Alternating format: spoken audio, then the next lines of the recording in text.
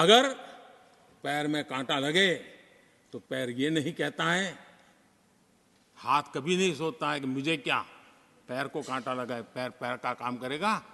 पल भर में हाथ पैर के पास पहुंच जाता है, कांटा निकालता है। कांटा पैर को लगता है, आंख ये नहीं कहती कि आंसू मैं क्यों बहाऊं, आंसू आंख से निकलते हैं। हिंदुस्तान के किसी भी कोने में दर्द हो तो पीड़ा सबको होनी चाहिए।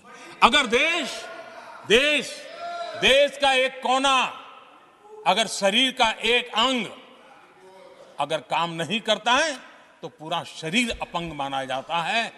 शरीर जिस प्रकार से, अगर देश का भी कोई कोना, देश का कोई क्षेत्र विकास से वंचित रह जाएगा तो देश विकसित नहीं हो सकता है।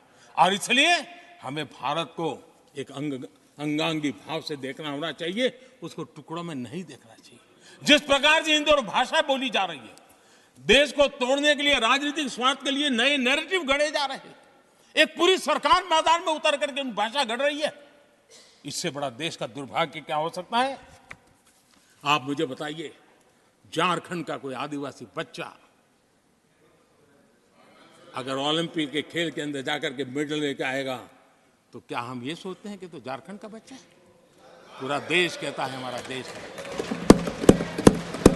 जब एक झारखंड का बच्चे में प्रतिभा देखते हैं और देश हजारों करोड़ रुपया, हजारों लाखों रुपया खर्च करके उसको अच्छे कोचिंग के लिए दुनिया के किसी देश में भेजता है, तो हम ये सोचेंगे कि खर्चा झारखंड के लिए हो रहा है, क्या देश के लिए नहीं हो रहा है? हम क्या करने लगे हैं, क्या भाषा बोलने लगे?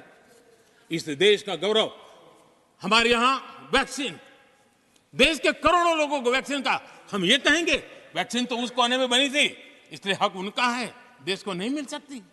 कैसा सोच सकते हैं? क्या वैक्सीन उस शहर में बनी थी इसलिए देश के और भागों को इसका लाभ नहीं मिलेगा, ये सोचेंगे क्या? क्या सोच बन गई है? और एक राष्ट्रीय दल के अंदर से ऐसे विचार है, ये बहुत बहुत दुखद की बात है। मैं पूछना चाहता हूं आदरणीय सभापति जी, क्या अगर हिमालय कल कहना शुरू कर दें, हिमालय कल बोलना शुरू कर दें कि नदियां मेरे यहां से बहती हैं, मैं तुम्हें पानी नहीं दे दूंगा, पानी का अधिकार मेरा है, देश का क्या होगा? देश कहां जाकर के रुकेगा? अगर जिन राज्यों में कोयला है वो कह दें कोयला नहीं मिलेगा, ये हमारी संपत्ति है, जाओ तुम अंधेरे में गुजारा करो, देश कैसे चलेगा? आदरणीय सभापति जी, ऑक्सीजन, कोविड के समय हमारे यहां ऑक्सीजन की संभावनाएं, पूर्वी कार्य में जो उद्योग है उसके साथ देश के पूरे देश को ऑक्सीजन की जरूरत थी। अगर उस समय पूरब के लोग कह करके बैठ जाते ऑक्सीजन को हम नहीं दे सकते, हमारे लोगों की जरूरत है, देश को कुछ नहीं मिलेगा, क्या होता देश का? उन्होंने संकट झेल करके भी देश को ऑक्सीजन पहुंचाया। देश के अंदर ये भाव तोड़ने का क्या प्रयास हो रहा है? क्या इस प्रकार से देश को हमारा टैक्स, हमारे मनी किस भाषा में बोला जा रहा है? ये देश के भविष्य के लिए नया खतरा पैदा करने वाली बात है।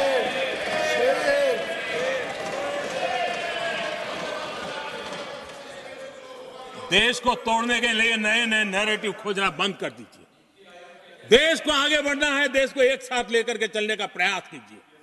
आदरणीय सभापति जी, पिछले 10 वर्ष नीति और निर्माण के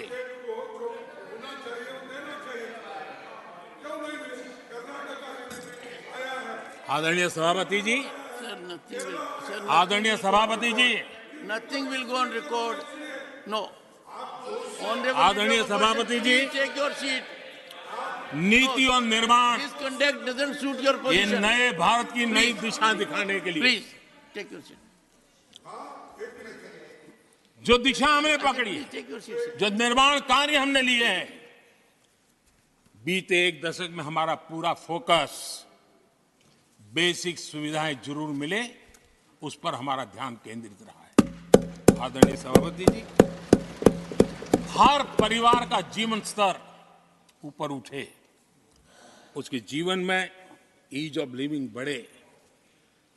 अब समय की मांग है उसकी क्वालिटी ऑफ लाइफ में हम कैसे सुधार लाए। हम आने वाले दिनों में हमारी पूरी शक्ति, पूरा सामर्थ्य ईज ऑफ लिविंग से एक कदम आगे बढ़ करके क्वालिटी ऑफ लाइफ की तरफ हम बढ़ाना चाहते हैं, हम उसके लिए जाएंगे। आदरणीय सभापति जी, आने वाले 5 वर्ष न्यू